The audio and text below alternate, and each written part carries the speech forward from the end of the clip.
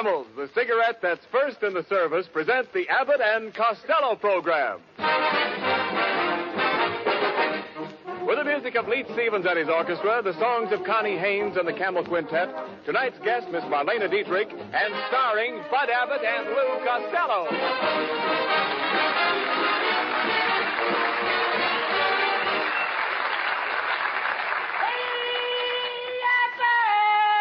No, Costello. Oh, Abbott, will you stop that noise? What are you doing here in the studio dressed in your bathing suit? Well, I spent all day trying to get my car out of the swimming pool. What was it doing there? Don't you read the papers, Abbott? The government says you have to pool your car. No, you dummy. They mean share the ride. You have to pick up people. Oh, I did that yesterday. I picked up Helen, Mary, Rosie, and Josie. But your car holds more than that. Yeah, but now they only allow you 4 gallons a week. You can't get it. Well, never mind that, Costello. Where have you been all week? What have you been doing? Oh, boy, have I been having fun with Connie Haynes. No kidding. Last Saturday, I took her to a football game. What a game! What excitement! Any passes? No, her mother was with us. And another thing, Abbott, there was a man sitting next to us with a 6-month-old baby. All afternoon, the kid was crying. He was so hungry. Well, didn't the father bring a bottle? Yeah, but the kid wanted milk. Finally, to shut the kid up, I give him a penny. Well, did that keep him quiet? Yeah, but he kept waving the penny in front of my binoculars. It ruined the game. How did it ruin the game? All afternoon, Lincoln was playing in the backfield. No. Well, forget the football game. Much better this afternoon, huh? Yes, a lot better. We've got other things to worry about. You know, our announcer, Ken Niles, is complaining because he didn't have enough to do last week. Isn't that right, Ken? Yes, it is. After all, I could give the program a lift. I'm a shot in the arm. You said it. You're a dope. Now, don't be silly, Costello. Niles is very popular. Why, sure. Right after the broadcast last week, a lot of women chased me up Hollywood Boulevard, and one of them caught me and threw her arms around my neck. I saw that. You did? Yeah. Why did you snatch her pocketbook? Now, cut it out, Costello. Now, I talked to Ken's wife, and she says he should have more lines. She says he's got talent. She says he's terrific. She says he's colossal. She says this, she says that. I don't care what his wife says. Well, I do. My wife is a wonderful person. She's as necessary to me as an umbrella in a rainstorm. I'll take the umbrella. It's easier to shut up. No. Now, why don't you be reasonable, Costello? Mrs. Niles is a very sweet girl. Yes, she is. You know, she's a great deal like Sonia Henney. You mean you have to keep her on ice? Please. Are you folks hearing us? Now, wait a minute, just a minute. Now, that isn't fair, Costello. Now, let's get together here. Give Ken a chance to show what he can do. Okay. Well, yeah. Thanks, Bud. I'd like to read a little tidbit that I just happened to bring along. Oh, this is going to murder you. One night as I sat rocking on my chamber floor, came a knocking, gentle knocking on my chamber door. Quoth the raven, nevermore. Quoth the raven, nevermore. There, how'd you like that? Don't look now, but the raven just laid an egg. Hello, everybody, and hello, my fat little sugar man. Oh, this voice of this kid is temporaneous. Shh, quiet. Hello, Connie. Mr. Costello, honey, I'd like you and Mr. Abbott to meet someone. This is my Aunt Ruby. Hello. Nice to meet you. Hi, Aunt Ruby. How do you like California? Connie doesn't have enough to do. Wait a minute. After all, I listened to the program last week, and there should be more music. Connie ought to sing 4 or 5 songs. There's nothing but talk on the program. And who wants to hear a lot of talk? Hold your hat. Here comes another raid. After all, Mr. Costello, I taught Connie to sing. Why, even I sang in New York, Philadelphia, Cincinnati, Cleveland, Chicago. What about St. Louis? They beat the Yanks. Ha-ha, ha-ha. I really struck you out that time. You struck me out, huh? Mm-hmm. And you're just the old bat that can do it. Now, here. Wait a minute. Now, just a second, Costello. You can't talk like that to Connie's Aunt Ruby. Maybe she's right. Maybe this program needs more singing. Exactly. Everyone loves singing. Something like this. All through the night, there's a little brown bird singing. Oh, well, of course. You know I just had my tonsils taken out. Have them put back in. Costello, what right have you got to criticize? What do you know about singing? Now, look, Abbott, if I hadn't come from such a large family, I'd have been a great singer. What did the large family have to do with it? I could never get in the bathroom. Oh, no. Come on, Costello, make up your mind. Are you going to give Niles and Connie more to do or not? Why should I? If I give them more to do, the first thing you know, even the sound man will want more to do. And why shouldn't I? What did I have on last week's program? Nothing. Not even a door slam. I understand doors. I know doors inside and out. I talk to doors, and they talk to me. Well, what do you hear from the knob?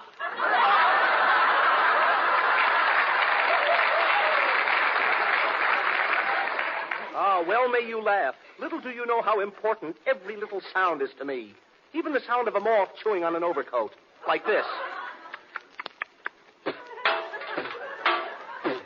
What's that funny sound? That's the moth spitting out the buttons. Don't you think sounds are fascinating? Here is a sample of my day. When work is through, I walk home at night in the rain. I open the door. I go in and shut the door. Then I walk upstairs in the rain. It's raining in the house? Yes, we're waiting for a government ceiling.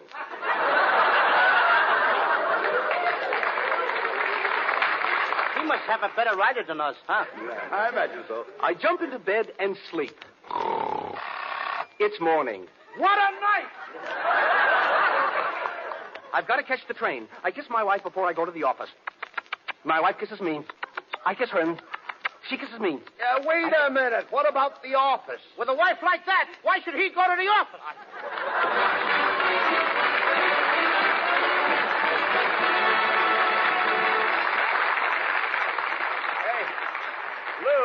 Lou Costello. Yes, sir.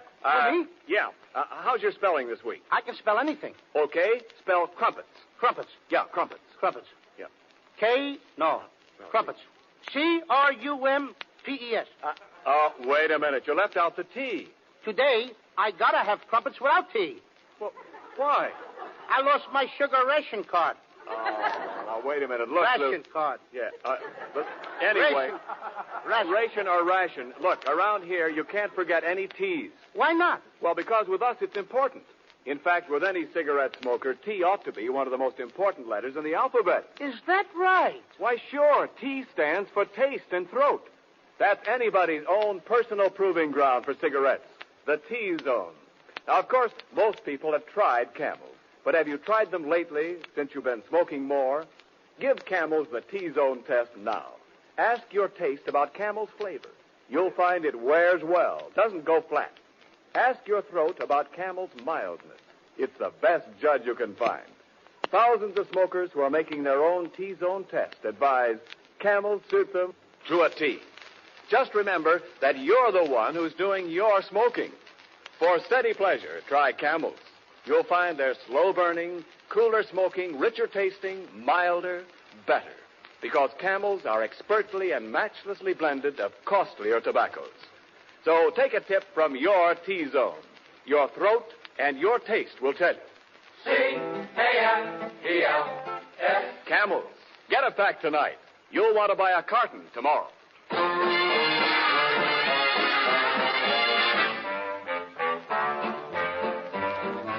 On a February morn, a tiny baby boy was born.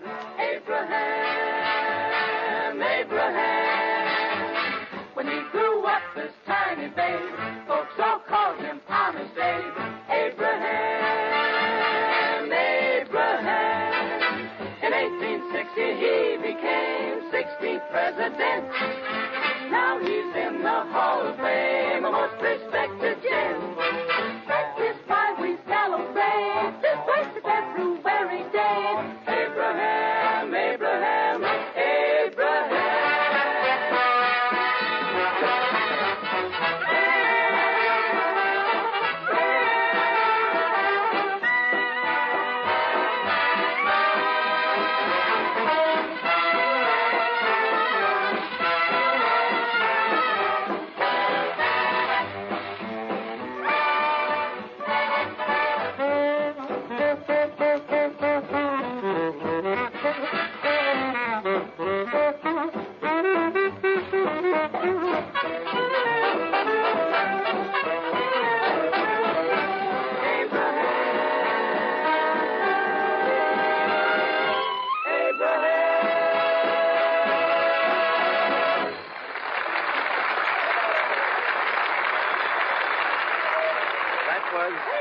Stevens Orchestra with the Camel Quintet.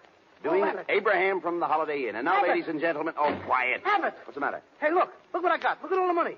Wait a minute, Costello. Where did you get that roll of bills? I went outside for a minute. Just when I reached the corner, a guy ran out of the bank with a bag full of money. And he gave me some. He gave it to you? Mm-hmm. What did he look like? I couldn't tell. He had such a bad cold, he had a handkerchief tied across his nose.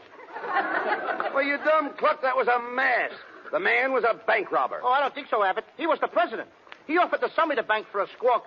Sell you the bank for a squawk? Yeah, he said, one squawk out of you and I'll give you the business. Of all the dumbbells, why didn't you go into the bank and investigate? I did go in. And what a way to run a business. I walked in and a couple of clerks were playing hide and seek. That's ridiculous. Honest. One guy was hiding in the closet. The other guy was under the counter. There was nobody around to play with him. Then there was another guy. What other guy? He was trying to do tricks. Trying to do tricks? Yeah, he was laying on the floor trying to escape from a lot of ropes. And you thought he was playing a game? Fine time to play games. Huh? Well, Especially when he had a toothache. he didn't have a toothache. No, then why did he have a plaster across his mouth? The man had a gag in his mouth. If he did, he never got a chance to tell it. Listen, you should have taken the plaster off his mouth. I did. And right away, the guy started worrying about his rationing card. Worrying about his rationing card. Yeah, he started yelling, they took the sugar. They took the sugar. Oh, no, Costello. The man was yelling because he was stuck up. Stuck up? Sure. A fine time to get a swelled head. No. Somebody might have robbed the place. He did rob the place. Look, was there anybody with him? Just a woman. A woman. Why didn't you mention her before? She didn't appeal to me. Oh. Did you pinch her? No. Then you should have held her. If I'd have held her, I'd have pinched her. You idiot. A little bit. Do you realize that by keeping the money and letting the crooks get away, you've made yourself an accomplice? Ken Niles, turn on the radio. Maybe we'll get a police report. Hurry up. Okay, Bud. Okay. Hey, you hear that, Abbott? What's that? There's a message. Well, what does it say?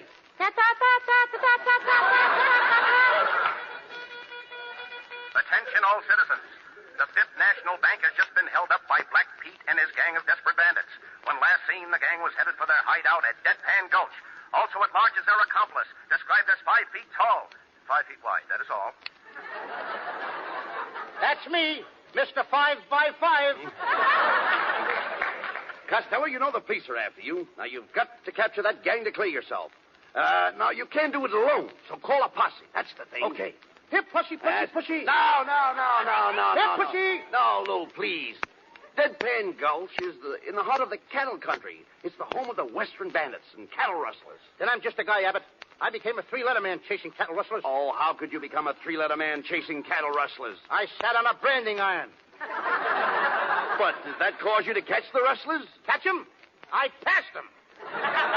But this is going to be a long trip. Now, you'll have to get an outfit. What are you going to wear? I'll wear a 10-gallon hat, a tan shirt, a leather belt, and a bloodhound. What pants? The bloodhound. No, all right. Never mind the outfit. And another thing you need is a horse. Have you got a horse? Have I got a horse? Yes. I got a horse, and he's my pal. Well, that's swell. I eat with my horse. That's wonderful. I drink with my horse. I even sleep with my horse. You sleep with your horse? I got it. It's his blanket. Now tell me, can you ride a horse? Sure, I can ride a horse. One time, Abbott, I rode 2 horses at once, standing up. I had my right foot on one horse, my left foot on the other horse. All of a sudden, we came to a fork in the road. Each horse went in a different direction. That was a laugh. Yeah, I thought I'd split. Well, never mind. The first thing you have to do is find the bandit's trail. When you do, you leap into the saddle and away you go. Your face is stern, your grip is sure, your clutch is firm. How's my transmission? All right, listen, please be quiet. Then you ride. You ride out across the prairie. You ride for hours and hours on end. That sounds logical. Don't interrupt, please. You ride and you ride until your trousers are worn thin. Finally, there you are. I knew I'd come through. Yeah. Well, Costello, what are you going to do? Are you going out after the bandits? Are you going to clear your name? I'm going to clear my name, Abbott. Attaboy. I'll do it. I knew it was in you. I'm going to get it out of me right now. Come on. I'll get them bandits. But just tell me one thing. If I get killed, what's going to happen to that little fellow that depends on me? The poor little fellow won't get anything to eat anymore. That poor little fellow won't even have a roof over his head. If anything happens, Abbott, it'll kill him. The poor little fellow. Costello, who is the poor little fellow? Me?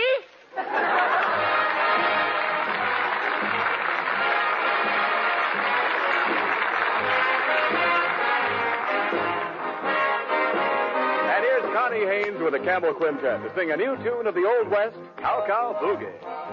Out on the plains down near Santa Fe, I met a cowboy riding the range one day, and as it jogged along, I heard him singing a most peculiar cowboy song. It was a ditty he learned in the city.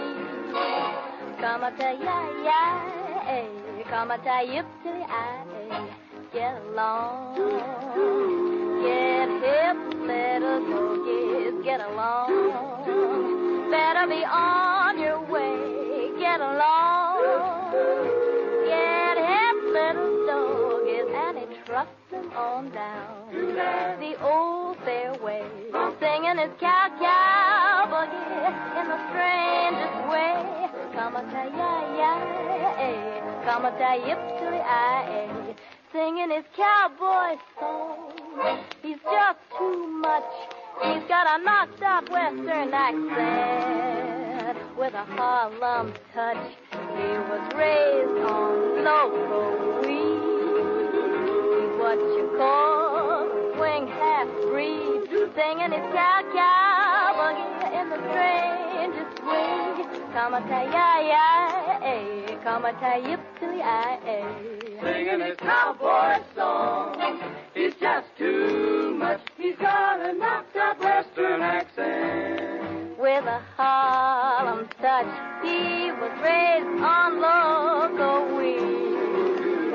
He's what you call swing half-breed, singing his cow boogie in the strangest way. Come a ta ya ya, come a ta ya ya, come a ta yip ya ya, come a ta yip ya. It's the cow boogie, the cowboy's boogie song.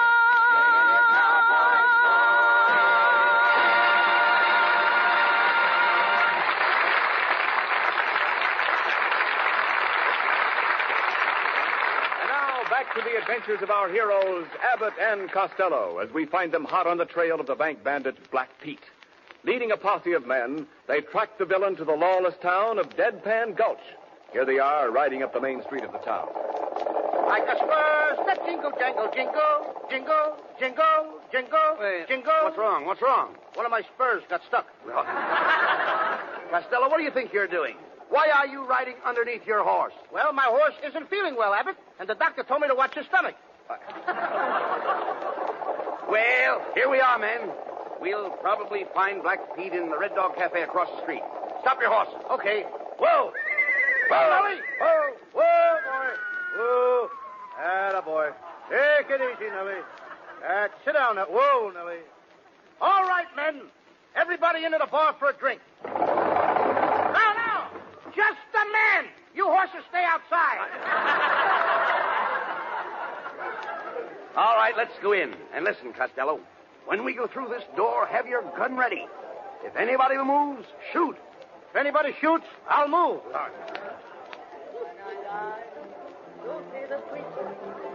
Oh, speaking of my glory and my fame. Hey, Abbott, listen to that. What a pair of pipes. Wish I was a plumber. And tell them my son. Costello, don't you recognize her? Tell them my cry. She's the toast of Deadpan Gulch. My Really? side of the same. Oh, Marlena Dietrich.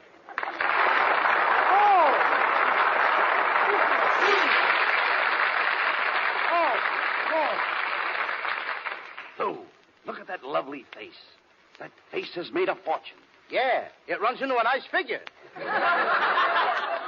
Hello, boys. Hello, boys. How big are men where you come from? Welcome to the Red Dog Cafe. Did you like my song? What do you think of my range? Your range is lovely. In fact, I like your whole kitchen.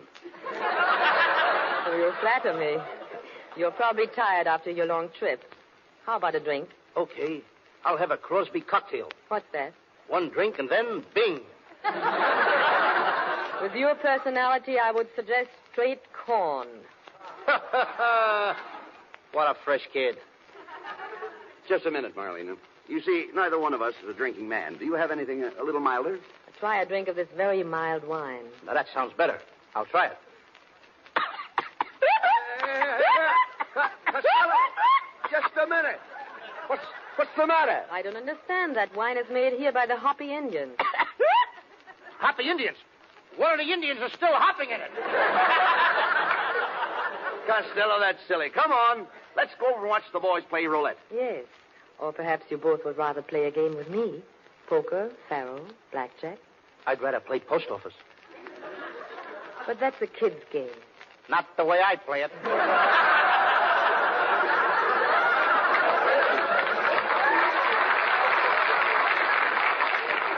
You know, little fat man, I could go for someone like you.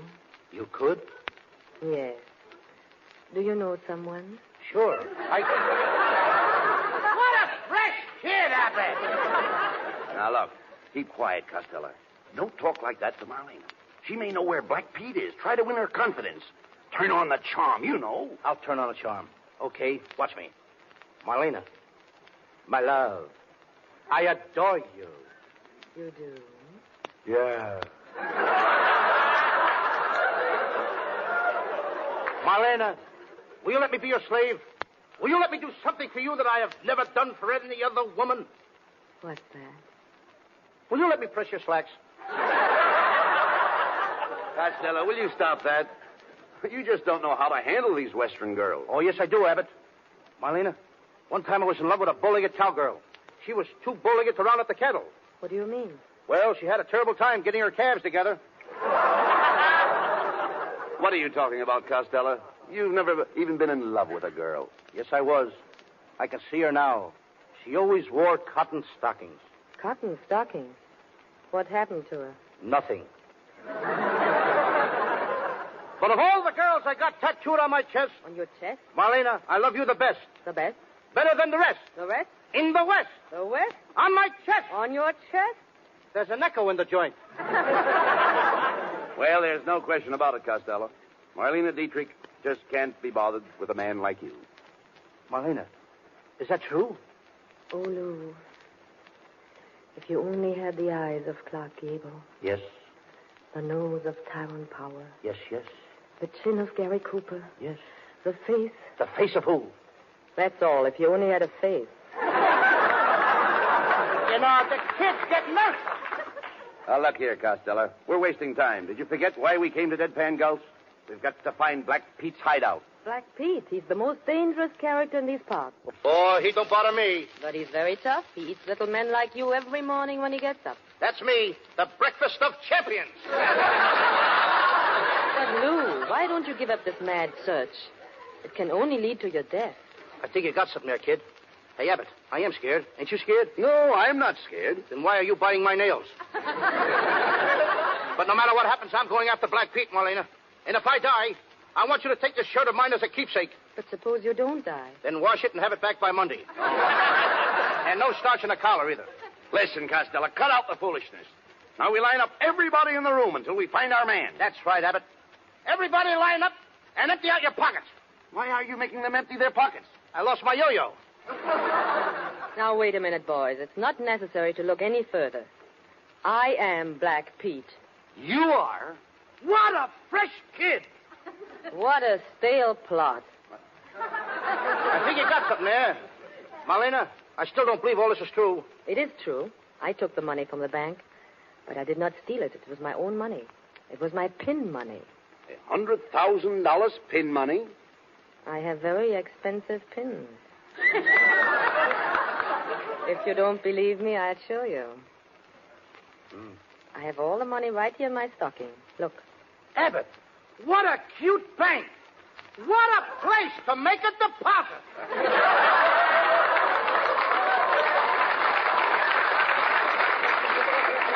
Oh, Marlena, if I give you all my money from the bank, will you put it in your other stocking? Certainly. Costello, don't be an idiot. Your money is safer in the bank. Why do you want to put it in her stocking? Because that's where it's going to draw the most interest.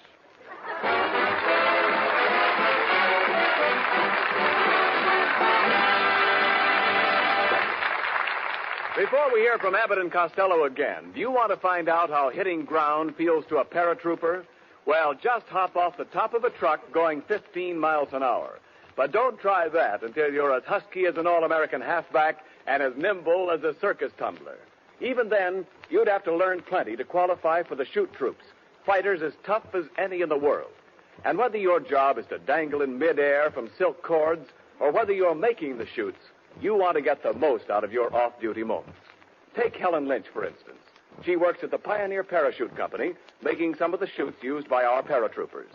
Like so many of us, Miss Lynch is smoking more these days, and she sticks to Camels.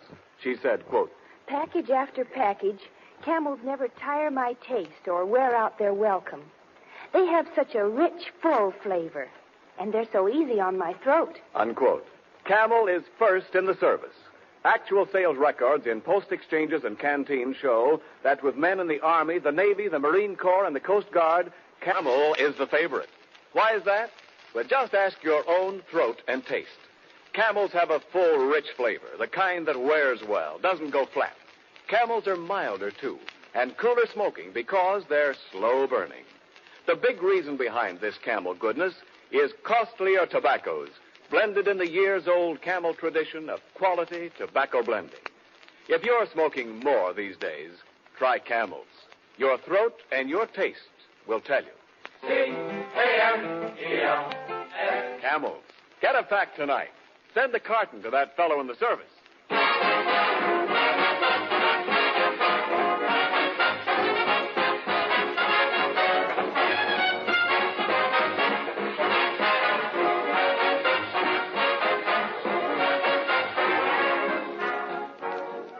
And now a word about next week's program. You'll hear more music from Lee Stevens and the orchestra, more songs by Connie Haynes and the Camel Quintet, and a gripping, dramatic story of life in the squared circle with our guest star, John Garfield. Now, here is a short preview of next week's program. Thousands of people are assembled in Madison Square Garden. All eyes are focused on the two fighters in the center of the ring, Killer Garfield and Cupid Costello. There is a terrific exchange of blows. The crowd is on its feet. Costello is on his face. Costello, get up. Get up. Get up off your knees and quit playing with those marbles. What marbles? I'm picking up my teeth.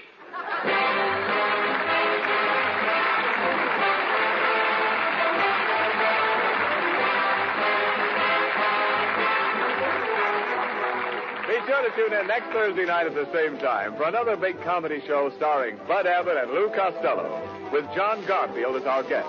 Brought to you with the compliments of Camel Cigarettes. Camel presents 3 great radio shows each week.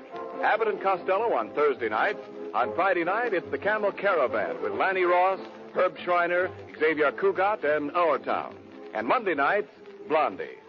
Marlena Dietrich, who appeared with us tonight, has just completed a new Universal picture, Pittsburgh, with John Wayne and Randolph Scott. And here's the latest news about the Camel Caravans, those swell traveling shows that entertain our boys in the Army camps. 15 Army and Navy training stations will be visited this week, including Camp Gordon, Georgia, Camp Pendleton, California, and Camp Croft, South Carolina. This is Ken Niles speaking for the makers of Camel Cigarettes and wishing you all a very pleasant good night.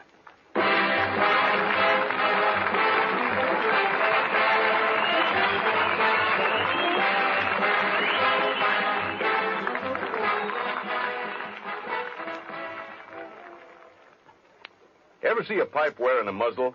No, sir, and you never will, because that won't keep it from biting. Thing to do is get Prince Albert, the brand that's no-bite treated for real smoking comfort. Another thing, PA's crimp cut, and that means it packs firm and easy and gives you cool, one-match burning. You'll find around 50 mild, rich-tasting pipefuls in every handy pocket package of Prince Albert.